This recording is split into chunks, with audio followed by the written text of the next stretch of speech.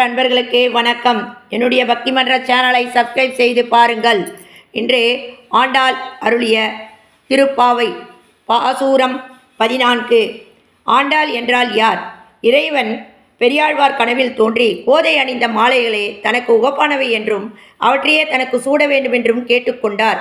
இதனாலேயே சூடி கொடுத்த சுடர்கொடி என்றும் இறைவனையே ஆண்டவள் என்ற பொருளில் அமைந்திருப்பதால் அவளுக்கு ஆண்டாள் என்று பெயர் ஏற்பட்டது. பாசூரம் 14.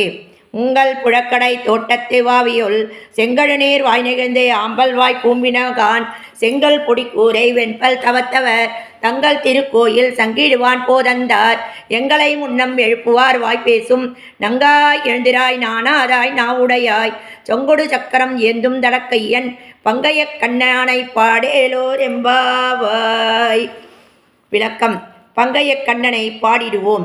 உங்கள் இல்லற புழக்கடை தோட்டத்தில் நீர்நிலையுள் செங்கழுநீர் பூவிதழ்கள் விரித்து அல்லிமடல் கூம்பின செங்கல் பொடி வண்ண ஆடை தரித்து வெண்பல் முனிவர்கள் தங்கள் உறைவிடம் நாடி சங்குகள் முழங்கிட ஏகினர். எங்களை முன்பே திருளெழுப்புவேன் என வாயார பேசிய நங்கையே, எழுந்திராய் நாணமற்றவளே, நாவு பிறண்டவளே, சங்கும் சக்கரமும் ஏந்திய அகன்றை கையோன் கமலக்கண்ணனை போற்றி பாடிட எழுந்திராய் எம்பாவாய்.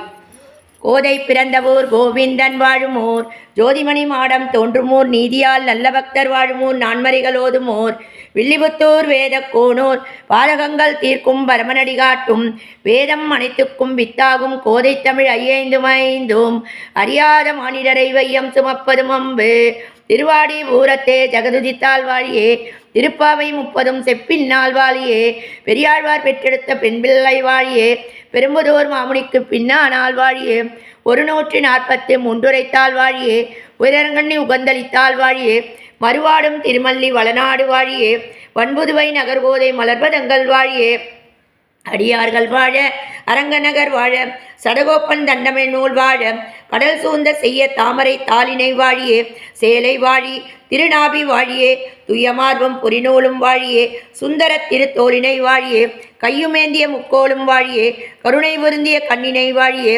பொய்யில்லாத மணவாள மாமுனி புந்தி வாழி புகழ் வாழி வாழியே பல்லாண்டு பல்லாண்டு பல்லாயிரத்தாண்டு பலகோடி நூறாயிரம் மல்லாண்டல் திந்தோல் மணிவண்ணா உன் செவ்வடி செவ்வி திருக்காப்பு அடியோமோடும் நின்னோடும் பிரிவின்றி 1000 பல்லாண்டு வடிவாய் நில்வள மார்பினில் வாழ்கின்ற மங்கையும் பல்லாண்டு வடிவா சோதி வளத்துறையும் சுடராழியும் பல்லாண்டு படைப்போர்க்கு முழங்கும் அப்பாஞ்ச சன்னியமும் பல்லாண்டு. ஆண்டாள் திருவடிகளே சரணம். நன்றி, வணக்கம். மீண்டும் சந்திப்போம்.